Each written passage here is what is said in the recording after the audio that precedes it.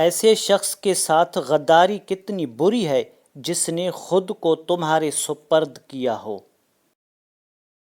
انسان کو اچھی سوچ پر وہ انعام ملتا ہے جو اسے اچھے اعمال پر بھی نہیں ملتا، کیونکہ سوچ میں دکھاوا نہیں ہوتا۔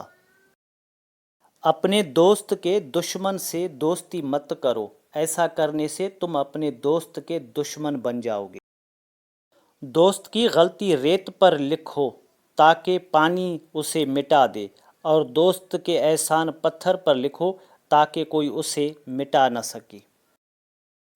لفظ انسان کے غلام ہوتے ہیں مگر صرف بولنے سے پہلے تک، بولنے کے بعد انسان اپنے الفاظ کا غلام بن جاتا ہے۔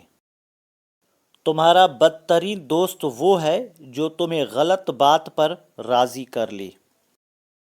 اپنی سوچ کو پانی کے قطروں سے بھی زیادہ شفاف رکھو، کیونکہ جس طرح قطروں سے دریا بنتا ہے اس طرح سوچوں سے ایمان بنتا ہے۔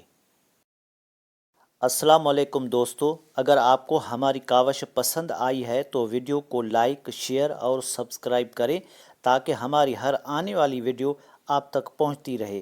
ہمیشہ آپ کو صحیح راستہ دکھاؤں گا۔ شکریہ، اللہ حافظ۔